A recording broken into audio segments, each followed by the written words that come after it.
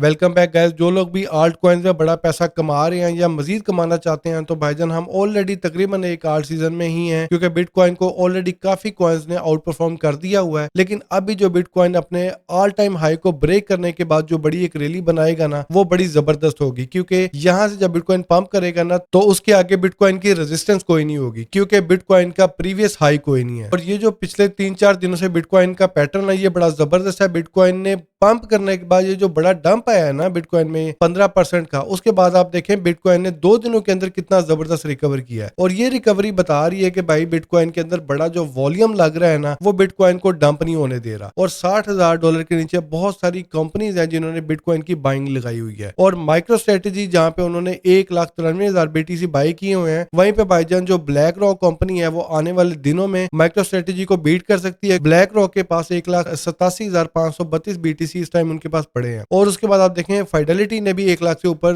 BTC bye की हैं। और इसके साथ ही ये आप देखिए क्रिप्टो क्वांट का बड़ा जबरदस्त चार्ट है। ये चार्ट है बिटकॉइन की वेल वॉलेट्स का। वेल वॉलेट्स वो हैं जिनके वॉलेट में 1,000 से लेकर 10,000 बिटकॉइन का बैलेंस मौजूद होता है। तो इन वॉलेट्स के अंदर इतना मैसिव इजाफा हुआ है। और पिछले दिनों रिटेल इन्वेस्टर ने प्रॉफिट टेकिंग की, बड़े इन्वेस्टर ने भी की, लेकिन जो वेल्स है ना भाईजान वो तो बाय करती जा रही हैं, वो अभी नहीं रुक रही और वो वेट कर रही हैं बिटकॉइन अपना ऑल टाइम हाई को ब्रेक करेगा, मैसिव पंप करेगा और बुल रन के पीक पे जाकर लोग फिर प्रॉफिट टेकिंग करेंगे और वहां पे फिर रिटेल इन्वेस्टर बाय कर रहे होंगे और फिर लोग अपना जब नुकसान करेंगे फिर लोग कहेंगे यार क्रिप्टो जो है ना इसमें पैसा कमाना मुश्किल है। तो क्रिप्टो में पैसा बनाने के लिए बॉटम पे बाय करना होता है और हाई पे सेल करना होता है। और जब बिटकॉइन अपने प्रीवियस ऑल टाइम हाई को ब्रेक करेगा तो शॉर्टर पीरियड ऑफ टाइम में लोग यहाँ पे एक्सपेक्ट कर रहे हैं, क्योंकि ये जो असेंडिंग बिटकॉइन का चैनल है, बिटकॉइन ने ऑलरेडी इसको ब्रेकआउट किया हुआ है, जहां से $74,000 का हाई लग सकता है, जो कि बहुत ज्यादा एक कंजर्वेटिव सा नंबर है, क्योंकि हम ऑलरेडी बिटकॉइन का $1 लाख का नंबर देख रहे हैं और बहुत सारे जो बड़े इन्वेस्टर हैं उनकी भी नजरें जो है ना 1 लाख के ऊपर है। और 1 लाख का जो नंबर है बिटकॉइन का वो बहुत बड़ा एक माइलस्टोन होगा। वहां पे बहुत सारे लोग प्रॉफिट टेकिंग भी करेंगे, क्योंकि 1 लाख को ब्रेक करने के बाद बिटकॉइन दोबारा 1 लाख को टच करेगा और नीचे भी आएगा। ठीक है, तो ये अप एंड डाउन इसका चलता रहेगा। और ये जो कर्व है इसके मुताबिक बिटकॉइन जो है $1.5 लाख